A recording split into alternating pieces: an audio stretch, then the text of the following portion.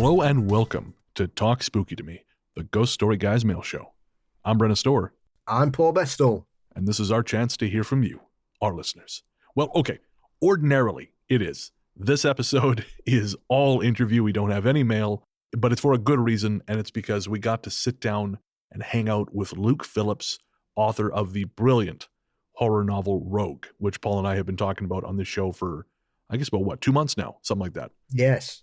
Any opportunity to mention it, we'll squeeze it in there. Yeah, absolutely. And Luke was a ton of fun, so we're really, really excited to share that chat with you. But before we do, Paul, I had a serious thing I wanted to talk about and a funny thing I wanted to talk about. But before we get to either of those, how are you?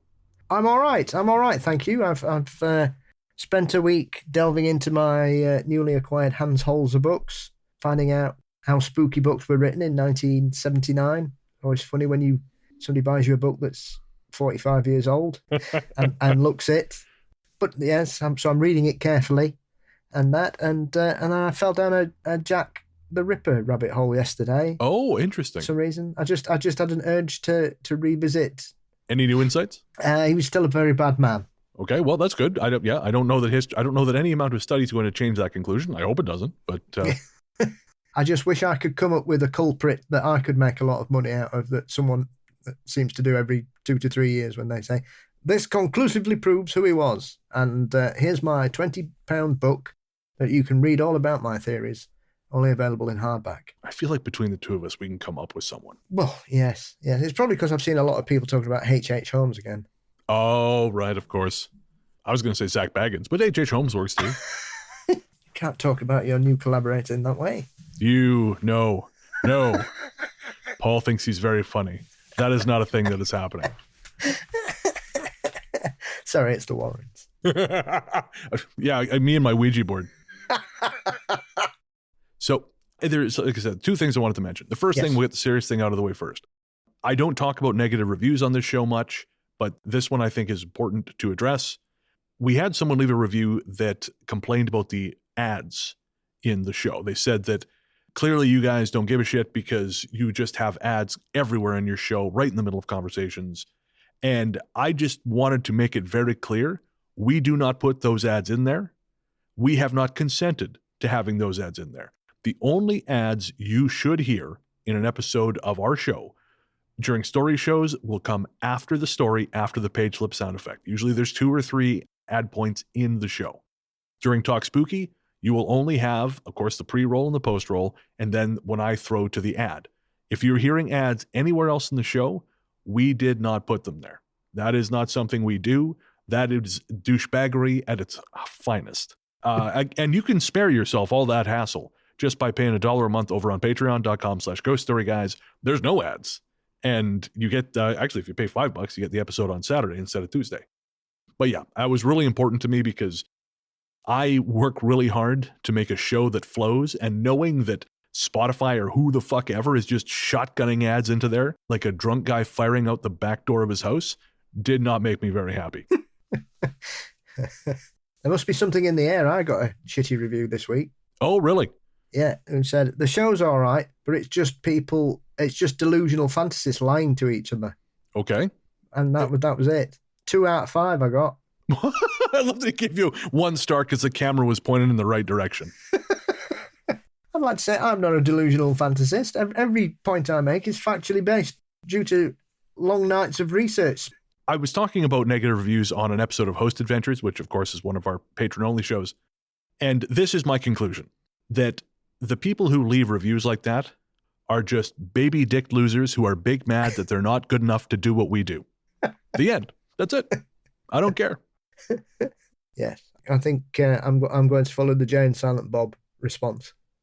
We're going to show up at their house and punch them in the balls? Yes. All right. I'll go get my cape. And so the other thing I want to mention, just before we get to talk to our chat with Luke, is I started watching a horror movie the other night called Brightwood, which is about a couple who are sort of kind of having it out during their morning jog, and then they get caught in this time loop. It's actually pretty good. It's streaming for free on Tubi in North America if you guys want to watch it. But because I work till quite late and I put movies on quite late, what tends to happen is I fall asleep sometimes, quite often. But this was a new one. So I fell asleep. I think it's an 85-minute movie. I fell asleep at about an hour and 15 minutes. So I fell asleep, but I didn't realize I'd fallen asleep. I thought I just closed my eyes. So I opened my eyes again, and this couple, which had been trapped in the woods, they're now in a shower. And I thought, but they look a little different. Not a lot different, but a little different. And I thought, why are they, I guess they're back from the woods. But then it just starts going into a whole other story. And I thought, this isn't right. What is happening? And then they're talking in English accents. And I thought, no, the last, that movie is in New Jersey. Is this Hellraiser 2? Well, so it turns out I fell asleep during a movie about a couple who are having marital troubles, getting caught in a time loop in the woods. And I woke up during the beginning of another movie about a couple having marital troubles, getting caught in a time loop in the woods. I mean, Tubi's algorithm was really working overtime. I didn't realize this was such a big genre. Nope, neither did I. And I thought I had passed through the looking glass. I thought, Jesus, I've lost it. I finally have snapped. All right. Well, as we mentioned on this episode, we have a chat with the fabulous Luke Phillips, author of Rogue. And so, let's get right to it. Welcome back. Fans of this show will know that 2023 brought us not one, but two incredible action horror novels set in the wilds of America. February saw the release of Churn the Soil by past guest of this show, Steve Stred. And then, in October, tonight's guest released Rogue, which tells the story of the brutal secret war to stop a bloodthirsty Sasquatch set against a backdrop of the Pacific Northwest. That guest is, of course, author Luke Phillips. Luke, welcome to the Ghost Story Guys. Thank you very much. It is great to have you here, man. I was flipping through Rogue again this morning, and what a fantastic novel. That is an action horror epic. That's incredibly kind of you, Brennan. That's thank you very much. It's it's certainly it was a joy to write. Certainly some scenes, that's for sure. I took it to the next level compared to my previous books, but it appears to have paid off. It appears to be going very, very well with readers. It's doing very, very well. Obviously, America loves its Bigfoot, so it's doing very well across the pond, which I'm very pleased to see. And it was a bit of a love letter to all things Bigfoot, really. So, including the schlock horrors of the 70s. So, I got to say, man, I mentioned to you before we started recording that earlier today I was re-listening to your interview on Mysteries and Monsters, and the level of detail and little nods to cryptid lore. Like I told you, this is much more Paul's department than it is mine, and I was just blown away by the level of knowledge. Like there was with the agent, his code. Yeah, so bizarre how things fall into place sometimes, in terms of serendipity and things like that. Because when I was writing it, I put the date of the Patterson-Gimlin film as the code. And then bizarrely, the way Amazon production works and things like that, by the time I pressed it went live, the book actually went live on the anniversary date of the Patterson-Gimlin film. So if that's not meant to be, I don't know what is. So it was. So that was quite a fun coincidence for me, because Sam Sheeran, who did the artwork, the cover artwork, he basically messaged me and, it's the anniversary, right? And I was like, no. So it worked out really well. But I mean, it's interesting, cryptids, because, and I'm sure Paul will probably agree, is that it is a rabbit hole that once you start going down, it's quite difficult to sort of work your way back out. So you spend your time constantly exploring the darkness. But I mean, like when I first went into it, I was at university and I was trying to prove that it was all nonsense and they didn't exist. Oh, really? So, I was studying zoology at university. I wanted to prove that there was absolutely no way big cats could be roaming the British Isles. So I set out, it was third-year projects to sort of say, well, this is nonsense. They can't possibly be supported. And then basically ended up doing a complete U-turn and convincing myself of the opposite. They actually were here.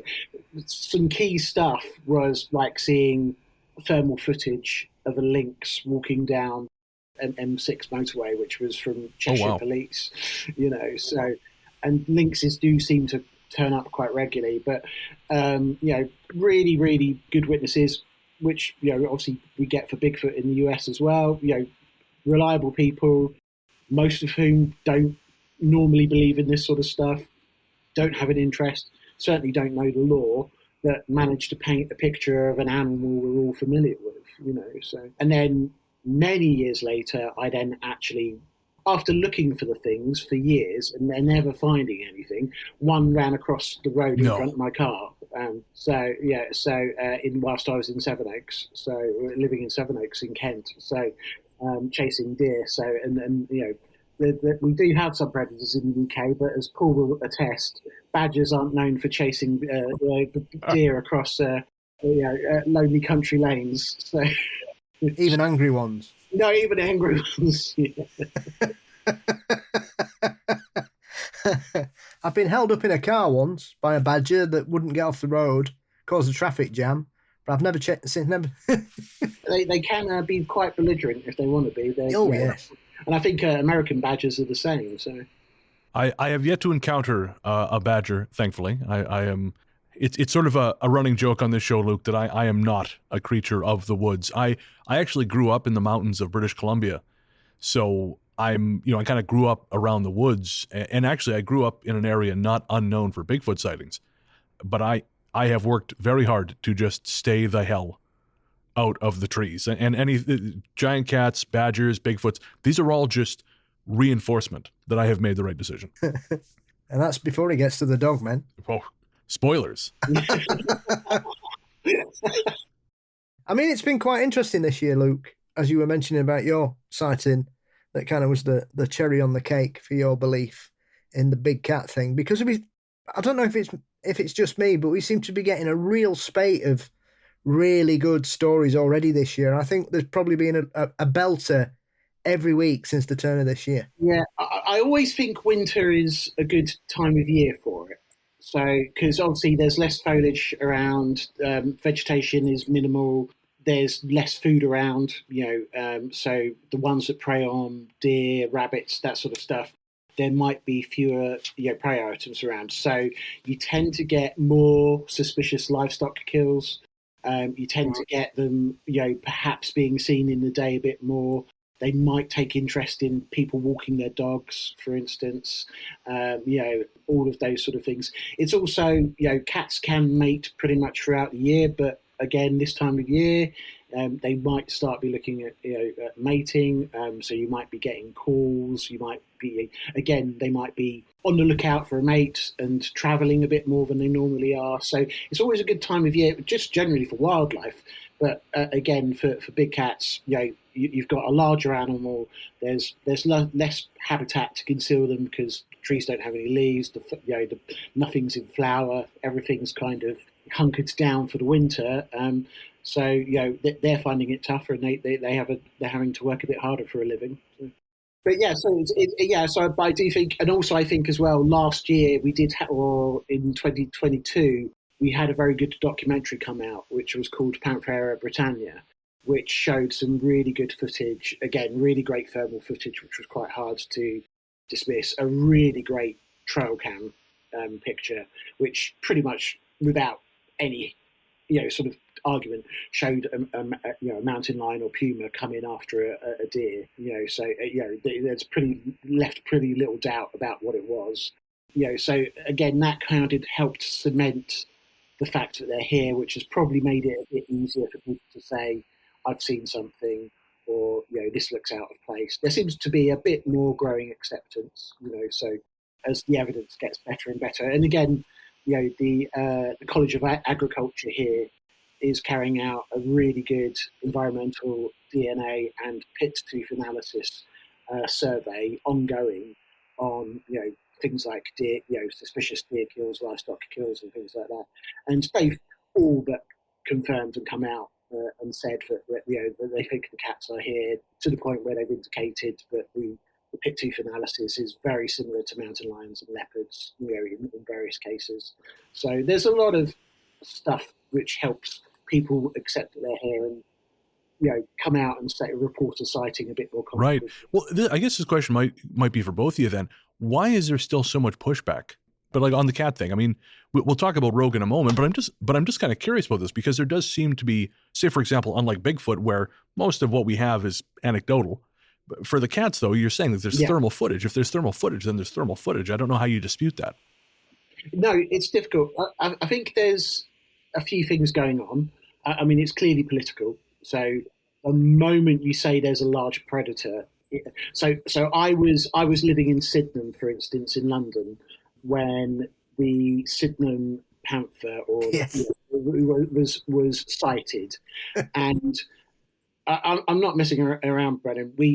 A school was shut down. A local school was shut down. People didn't want to send their kids in. There were calls for armed police to be roaming the local woodland. I mean, this is a suburb of London, so the amount of woodland could fit in a school bedroom. But that's a bit unkind to Sydenham. But there's a very big park, Crystal Palace Park nearby, and there is woodland. There's Sydenham Woods, Dulwich Woods. So there was habitat for this cat. And again, somebody did see it in their garden, was attacked, allegedly attacked, trying to save his own house cat. Again, a policeman collaborated and said that he saw something large and black disappearing over a garden fence. So again, there is that knee-jerk reaction. We don't have any large predators in the UK. So I think if the moment you said there are big cats roaming around the country, even though alleged attacks could be counted on one hand, there would probably be uproar and a call to go and get these animals. The fact that the government haven't actually done that or been able to do that in the last 50 years probably suggests it would be quite a costly and difficult exercise. Secondly, farmers are a big lobby in the UK. If we gave them another excuse to claim livestock killings being made by something else, they would absolutely claim it was being made by something else and look for compensation from the government. So I think there's those things going on. But public safety, we're a nation of dog walkers, and God forbid Fluffy Max might be taken by a beastly cat. It's all of the sort of things about the people who are not used to living with predators in their midst and how we would react to that. I think all of the test cases unfortunately show Britain isn't ready. We like to pretend we've got a stiff upper lip, but anything that's classed as alien in this country terrifies the average person beyond all sort of recognisable sense. It all goes out the window. I mean, we saw that, obviously, as Luke will know, with the Beast of Bodmin. Oh, absolutely. This was a cat that was going around killing sheep, and they sent it in the Royal Marines. Yeah. And again, only recently, again, in that documentary I was talking about, Panthera Britannia, the Marine sniper who saw the cat and reported came out and said, "Yeah, I saw it, but I wasn't going to shoot it." So, and him to go on record is quite a big thing. So, right, it's so unusual because for me, again, coming from a small town, like it's not unusual for there to be an alert go out and there's a cougar on the edge of town. Keep your pets at home, or don't go walking by yourself after dark or whatever. And so the notion that we're just going to pretend that didn't that's not a thing that's happening. It's very funny to me. So given those reasons, that makes sense, but hard to get my head around without knowing the context. No, it is, and Britain did a really good job of getting rid of all of our top predators. We exterminated bears and lynx, back in any time between sort of the 800 AD and 1400 AD. Depending on the records. Wolves, we started pretty much killing them off in the 1400s, and around about the 1600s, we pretty much got rid of them, although it is alleged that the last wolf in Scotland was killed in the early 1800s. So they did hang on for a little bit. But it's... and what's horrendous is that we have an out-of-kilter ecosystem. So strangely enough, we don't have any top predators.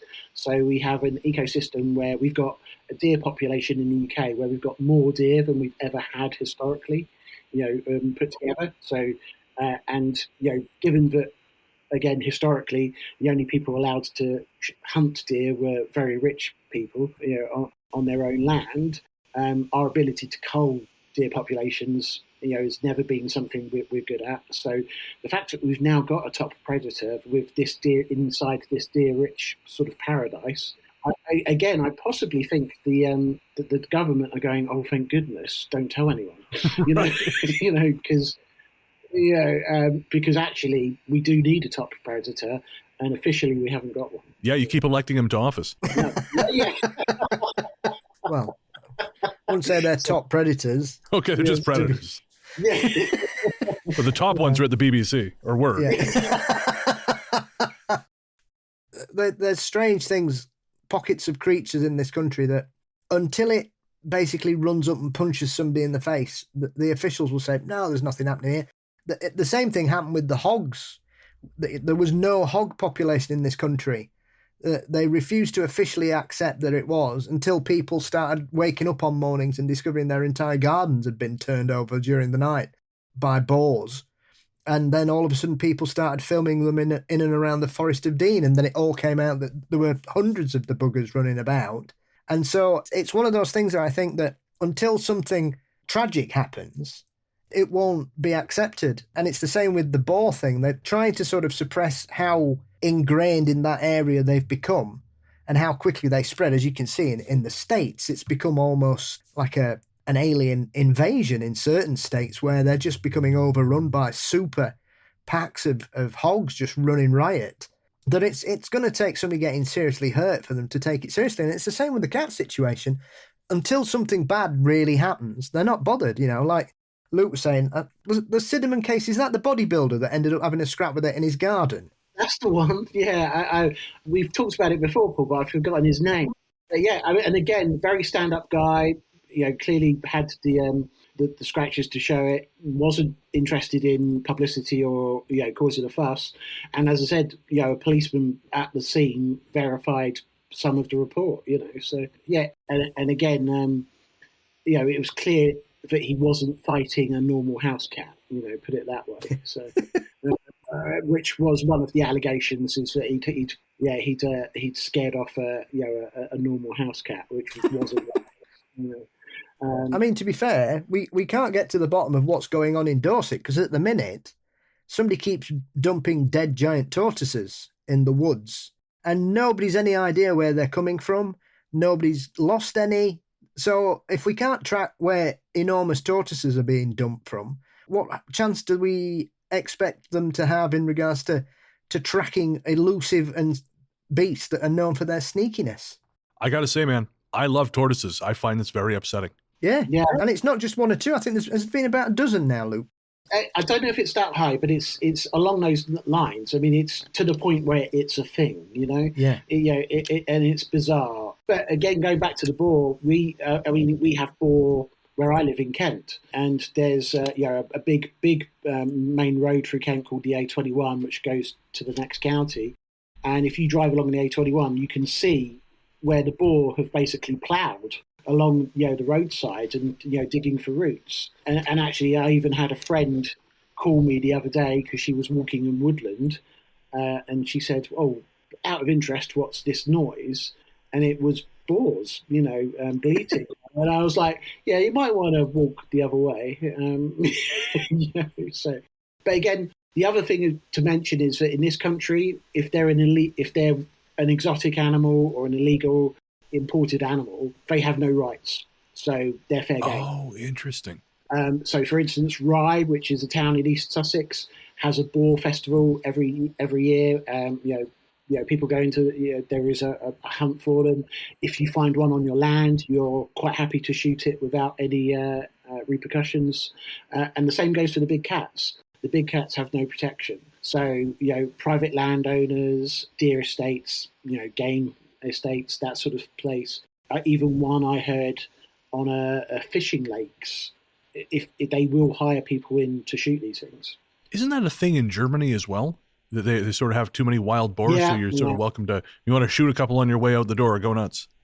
Yeah, well, again, I mention it because it's interesting, because I mentioned the boar political situation in Shadow Beast, my first book, and I mention it in the UK, and then bizarrely it comes up very briefly in Rogue, because obviously Oregon has got this boar population, or feral pig population, which is now pushing into Washington State, and to the point where they've called absolutely blast away. Do what you can't keep them, you can't breed them, you can't trade them. The only good pig is a dead pig, sort of thing. So, but still, they're even despite this extermination program, they're seeing these trickles of boar populations come up from Oregon, in California into Oregon and into Washington now. So. Yeah. The Germans are too concerned about their raccoon explosion as well, because they've got, I think they've got the largest population of raccoons outside of North America. Yeah. Yeah, they were all just pets that were released. Yeah, we're not going to be far behind them, I don't think, on the raccoons. Yeah, and raccoon dogs. Yeah, we've got raccoons, raccoon dogs, and coatis here now. So no, we haven't, Luke. No, nothing going on.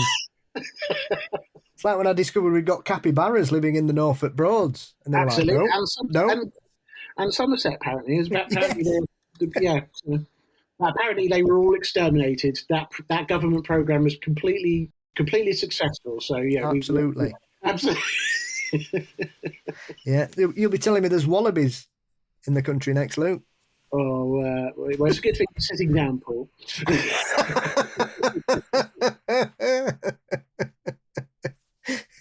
There's all sorts here. And it's to do the cull thing too is such a fraught, politically is such a fraught maneuver. Because I'm sure you guys are aware, we did a big wolf cull in Canada in, I think, 2015. Yeah. And I worked for a consulting company who one of our biologists consulted on that. And I know that was a very, very big fight, and still is. I know they're still doing FY requests. And so, 9 years later, it is still a hot button issue. And I don't know, I don't know whether it was right or not. I'm not a biologist, but it just seems like there's no good way to address the problem.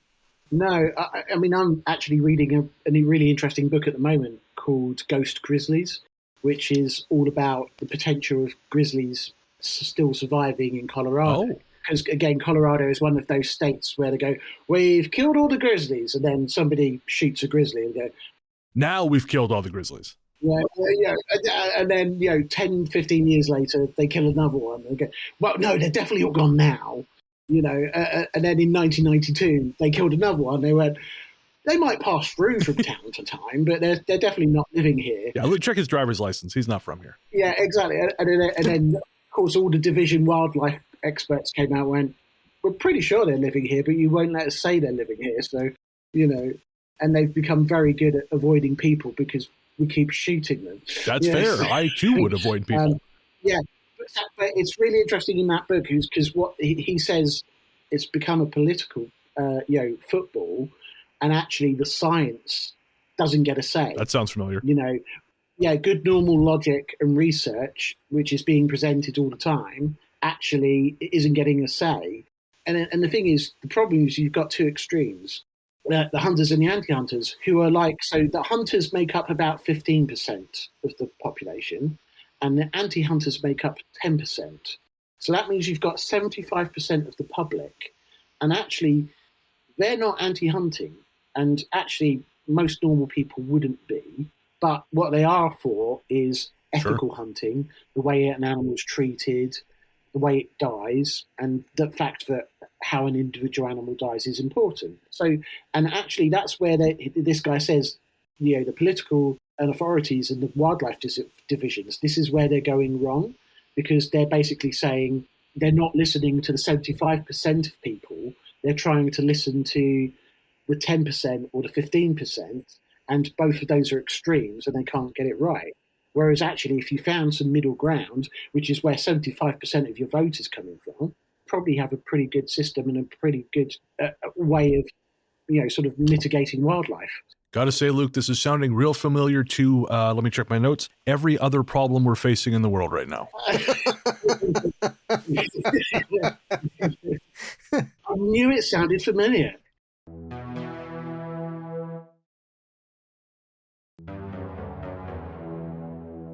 Luke, again, I want to reiterate how much I loved Rogue.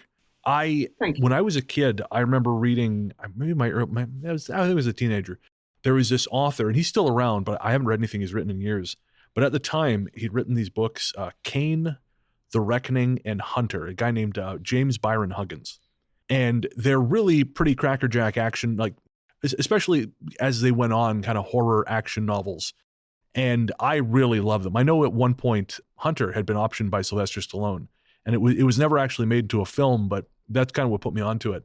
I got to say, when I was reading Rogue, it just took me right back to those books. It's just so, I mean, it's a big book, but you wouldn't know it because it moves so quickly and so smoothly, and it is so engaging that you never really find yourself thinking like, holy crap, I'm reading a 500-page novel about murderous Bigfoot. Yeah, I mean, thank you. I mean, I did want it to be, you know, once it got going in terms of the pace, I did want it to be pretty. I wanted the story to roll on at quite a pace once we realised where we were going, and once people had got used to the fact that there was a Bigfoot that was going to be ripping people to shreds. Oh man! They didn't have to wait too long in between kills. But yeah, and as I say, there was a sort of a tip of the hat to some of the the Creature of Black Lake and things like that, and Snow Beast, and all of the 70s sort of schlock sort of horrors really. But yeah, it's thank you very much for the kind words. And I indulged a lot, shall we say, in my horror. I remember reading it, and as soon as and this really seems to be a thing, I seem to have found myself meeting a group of authors who are doing a lot of kind of that revival of the splatterpunk genre, stuff like I mean originally The Light at the End, and I can't remember the name of the authors who wrote that, but I wasn't actually expecting that from this. And then there's like right at the beginning, dude gets his head torn off, and you think, oh yeah, okay, we're not fucking around. And as you both know, as you've kindly read the book, getting your head ripped off is the least of your problems. There is a scene which is, again, horror, like just beautiful classic horror, where some people sneak off to get up to the thing that it is men and women typically sneak off to get up to. And say it ends badly is... Yes, that absolutely does. Again, I mean, it is pretty brutal. That bit is, but again, it's based on actual chimp behavior. Oh, really? So, yeah, so chimps, when they attack, they have two targets. It's the face and the genitals. Crap. And in chimp hierarchy, if you want to show you're big and bad, you will go out displaying yourself because you're that confident that you won't be messed with. It's chimp society is not a nice society to be a subordinate male in. I feel like if you really want to show me your boss, just kick me in the boys. I don't think we need to remove them. Yeah. I feel like you're gilding the lily a little bit at this point. This is overkill, guys. He's probably as frustrated with cryptid television as a lot of viewers were, and that's probably why he took matters into his own hands, literally. Yes, you've got a Bigfoot TV show crew in there. Yeah. Very, very funny, and they met the end that perhaps we've all thought about at some point. Yeah, well, I mean, as I think I said to Paul, I called the TV program in the book "Seeking Sasquatch," which perhaps could have been a little bit more imaginative, but it kind of made me smile. It seems to make everybody else smile. And then I think in one bit where one of the characters says, "Oh, you found Bigfoot," or "You've done something that Discovery couldn't do in 10 years." So there's a little bit of tongue in cheek, and again, I think if you're into Bigfoot, people will sort of enjoy that kind of. And with those guys, I felt like you did something really brilliantly, and it's something I love, which is world building. I am a sucker for lore when it comes to these kinds of things, and you do this really brilliant job with the Bigfoot team. The fact that they know Bigfoot exists, they've got footage, and every time they get it, the government comes in and says, "Nope, that's ours now." And you drop all these subtle hints that there is a much larger world out there.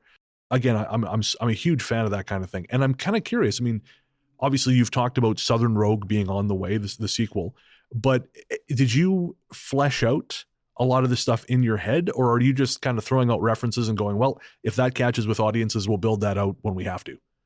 No, there is a lot of it is built on the existing lore. I've got to be upfront about that. Over the years, I've heard all sorts of stories, which I've built into my own story. So, for instance, the Langley Laboratory for Wildlife, that I mentioned in the book, that is allegedly, a real place where they have done Bigfoot experiments and things like that. Again, the report of this sort of special SEAL team who went out after these 5-killer Bigfoot in Kentucky. Again, that's it's an alleged story that has sort of been collected and passed down over the ages. What's bizarre is there is an aspect of when you're writing the story, it does take its own. So there was, when I started writing the story, the other cryptid animal that was going to be in it wasn't necessarily going to be in it. And what's quite interesting is one of the characters who I started writing, when I first started writing him, he was absolutely a villain. Jones, right? So basically Jones, Agent Jones. He was going to be a villain, and he almost, by the end of it, he's almost a father figure. Because but part of that was, as I worked on his background and I worked on what he was doing and why he was motivated the way he was, it became clear that actually he's not the villain because he's not at the top of the chain, and that's where the government aspects and things like that, it fell into place more. This was where I was going. As I say, there is another story that I want to tell, which takes place in a bigger world. So I did have to set that up.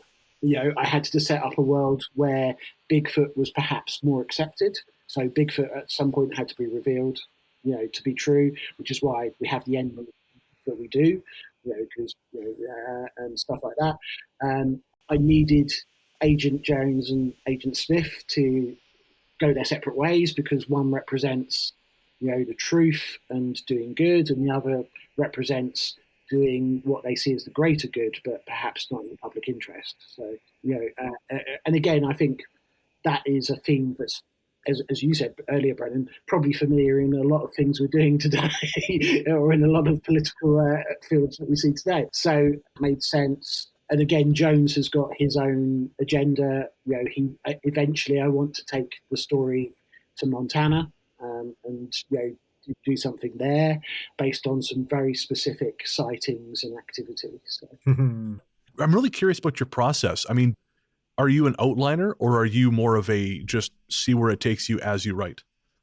So it's a bit of both, Brennan, to be honest, in terms of, so I always start out with an outline of a couple of pages, which is each chapter gets a breakdown, normally a paragraph of 2, just explaining what happens in that chapter. That always expands whilst I'm writing.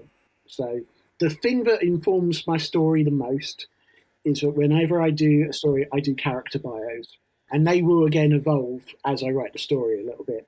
I'll give you an example. When I first started writing Nina, the protagonist in Rogue, she was quite girly. So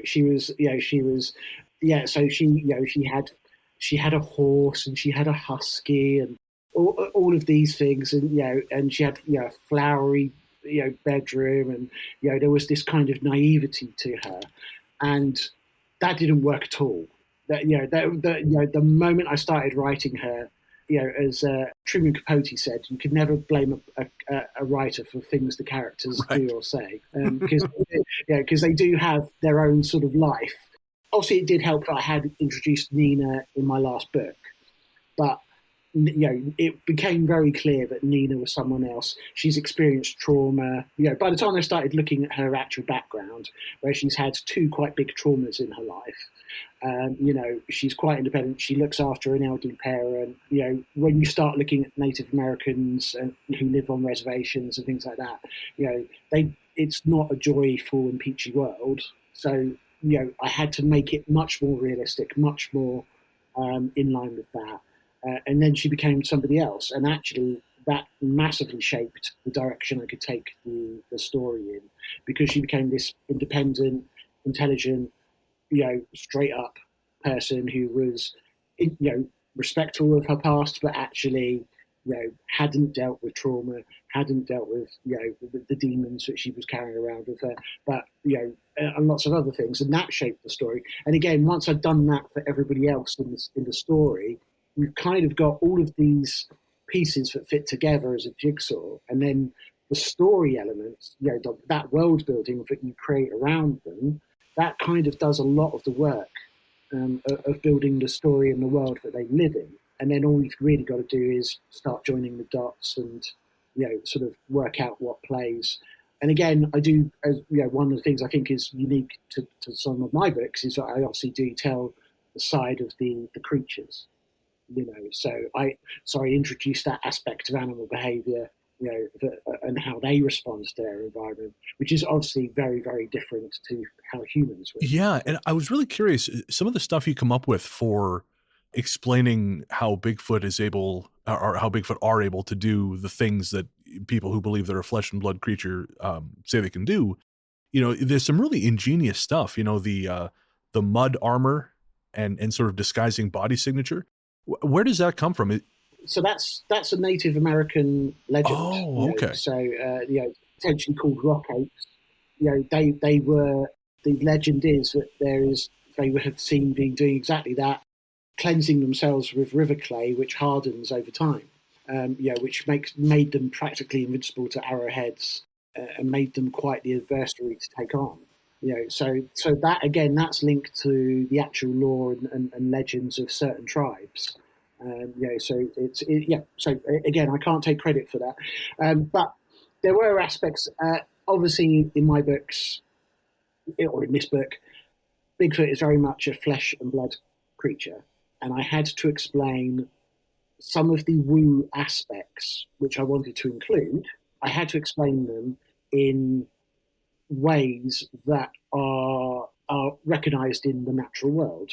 So the ability to thermoregulate, for instance, having iridescent hair, so again, which again, when we've seen Bigfoot hair samples allegedly, they do appear to be these very clear non-filament hairs, which would suggest that there is this aspect of having an ability to sort of so for instance, that's taken for a lot of people. For instance, if they see a kingfisher, they see this beautiful blue, iridescent bird, and then when you get a kingfisher feather on its own, people get really disappointed because it looks very dull and grey because of its light properties and how it reflects and translates light.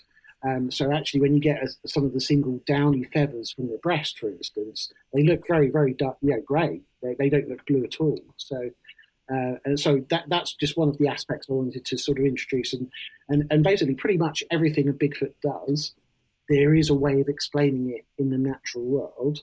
And obviously, I'm relying on the fact that luckily we haven't got one in a zoo somewhere. But some people, I'm sure there's plenty of people, either shouting at their radios or their podcasts and going, no, of course they can't do that. They do it because this, and they walk through portals and all of that sort of stuff.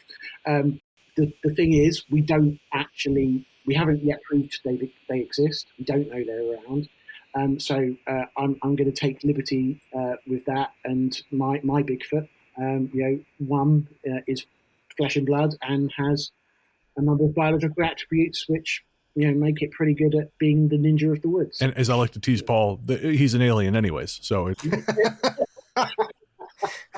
well, I think, like Luke explains very well, a lot of the woo stuff comes from people who have no knowledge of the natural world, and so they can't grasp the concept that some of these strange things occur in other species across the world, and they think, oh, well, that can't possibly be real. And so that's why they suddenly leap from flesh and blood to transdimensional portals, because they've no biological basis. They don't know anything about the natural world at all. So for them, anything outside of what a normal animal does is magic. Yeah, it's always an interesting conundrum. And I think as well, some of the things we've got to remember as well is what's become legend and what's become accepted, in the storytelling. I was listening to a really interesting interview with Matt Pruitt, who wrote a great book called The Phenomenal Sasquatch. And one of the things he was talking about was this phenomenon where people have said, oh, what about these tracks of Bigfoot tracks where, they just disappear suddenly in the middle of a meadow or in a snowfield. The tracks go a certain way and they suddenly disappear, which has become sort of accepted fact. And he's actually said, I've been collecting Bigfoot reports for years, and I've got no reports of that actually being verified. He said it's always somebody's cousin's lost brother, half, sister's friend that they've heard this from, but actually the verified reports where they've heard it from the witness, he hasn't got many records of this, if at all. So again, I think some of those aspects that that have become part of the Bigfoot lore and legends, we do need to think about questioning. And again, I do think, to quote Sherlock Holmes, who again gets a bit of a nod of the head and a mention in Rogue, the more fantastical the claim, the more fantastical the evidence needs to be. And I don't think we should shy away from that. That's not an unreasonable expectation that when you make a fantastic claim, you should probably back it up with some fantastic evidence. Yeah. And animals are known to walk in their own footprints as well. Obviously, most animals are worth their own salt, particularly predators, that they will use the most efficient mode of travel possible, which normally means walking inside your own tracks. Bears do it, wolves do it, cats do it. It's only us who's sort of got this relatively weird bipedal gait that we don't do it.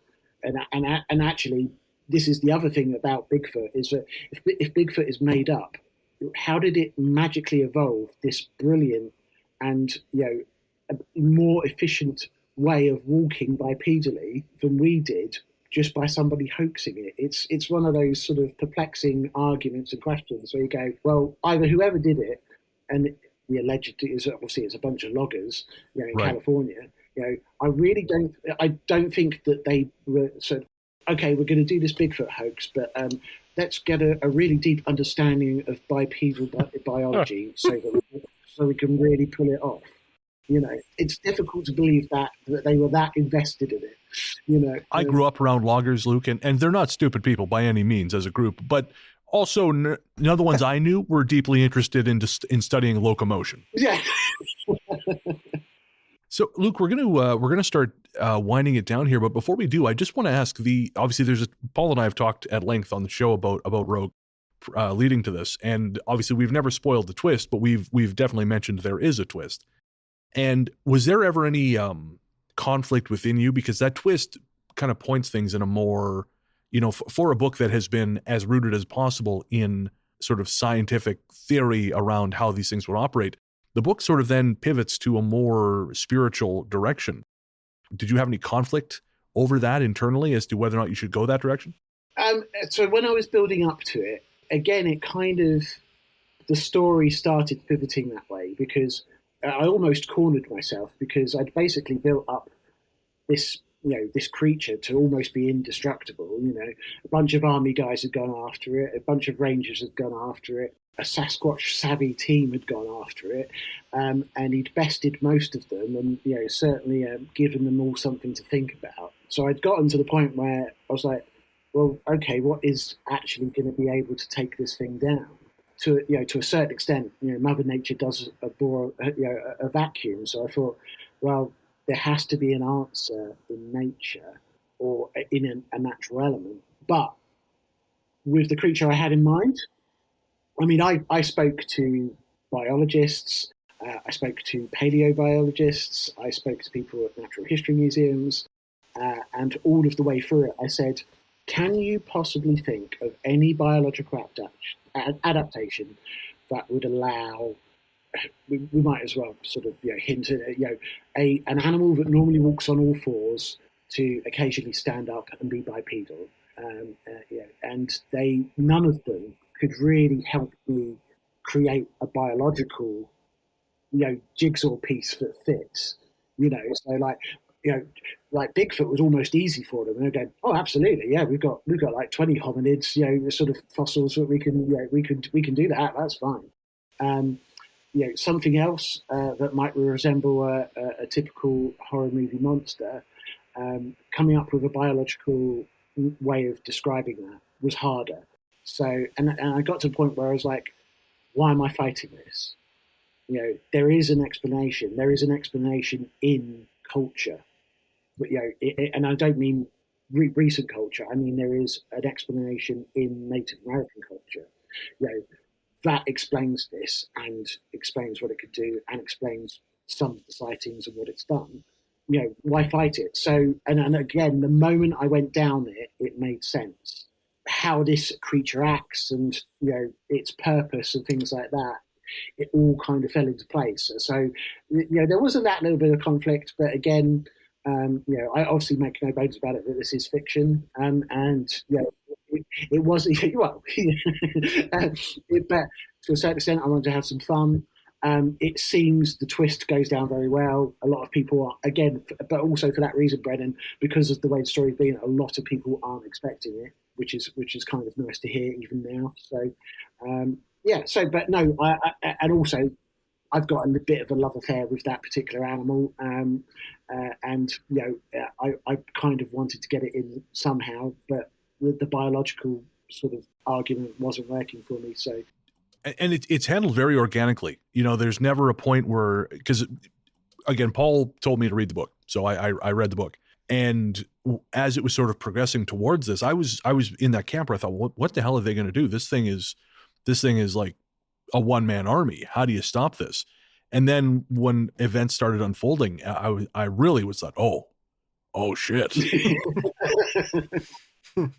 But when it happens, it just makes it, again, it flows. It makes sense. It doesn't grow, because I feel like there is a world where that decision kind of invalidates the rest of the book or grinds everything to a halt.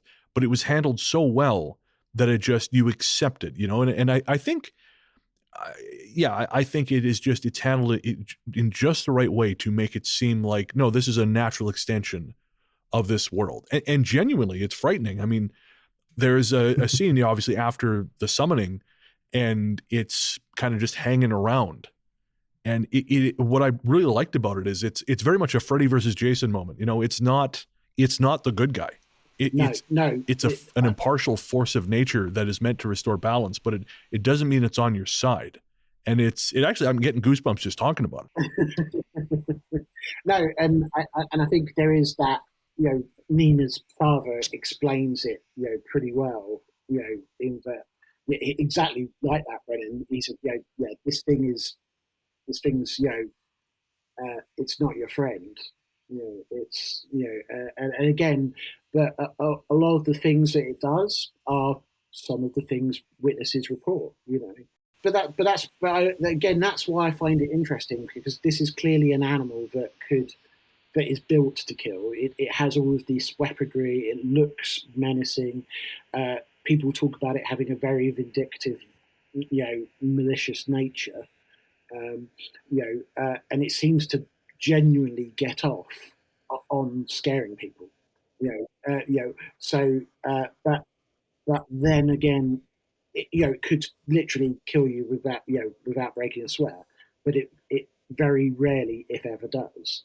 So how does that fit into the storytelling? And actually, by giving it a job to do, and if God forbid if you got it in its way, but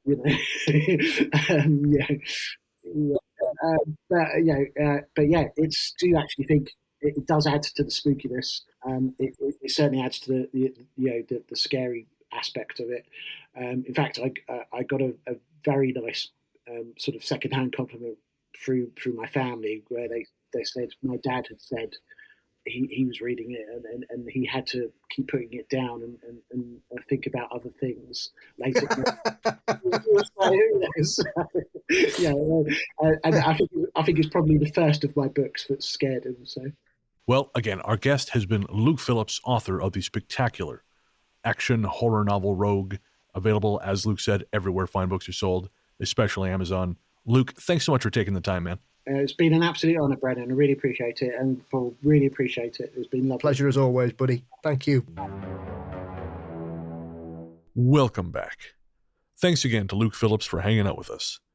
Don't forget to check out Rogue. You'll find that on Amazon. We'll put a link in the show notes. You can get a physical or Kindle copy, or as Luke mentioned, the audiobook is in production now. So either way, check out Rogue on Amazon and check out Luke's other work as well. I'm recording this several days after our conversation, so sadly, Paul is not here with me, but you know that you can find him on the Mysteries and Monsters podcast everywhere fine podcasts live, and you can also find him by searching for Mysteries and Monsters on social media platforms everywhere.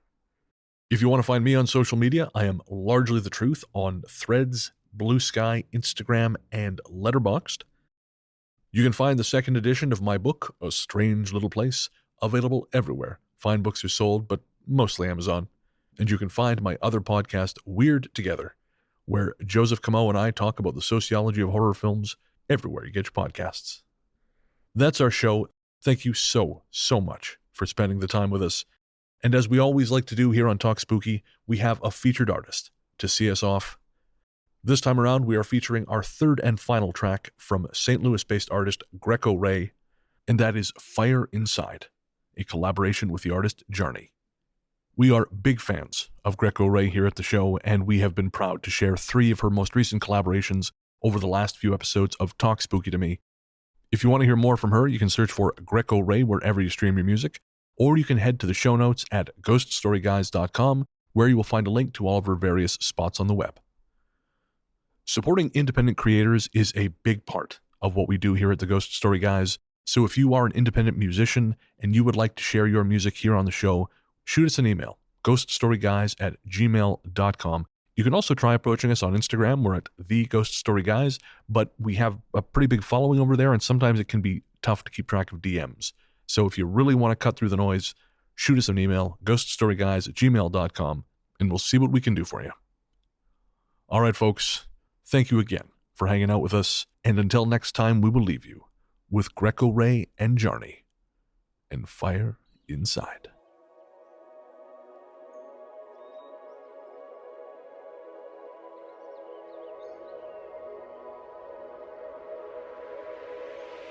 Can I say hello?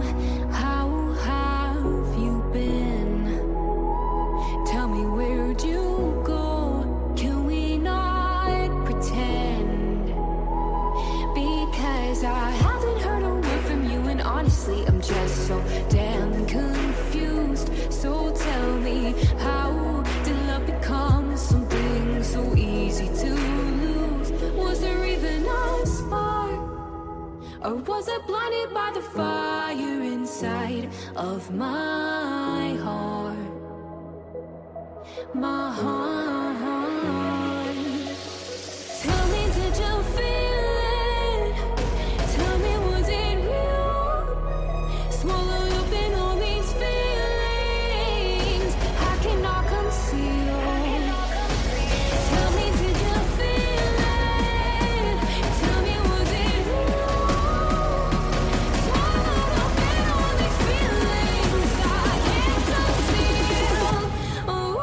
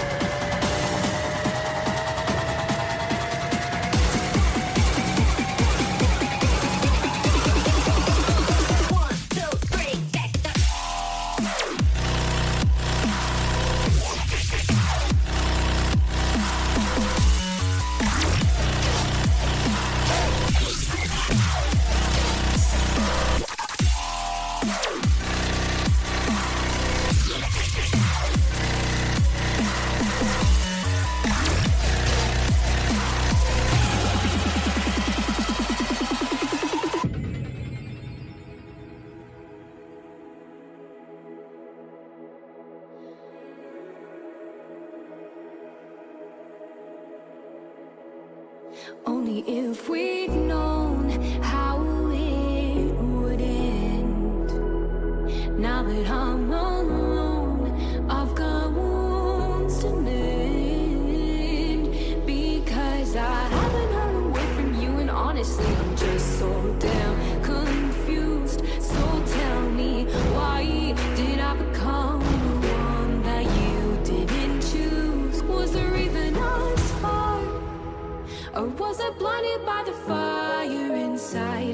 of my heart. My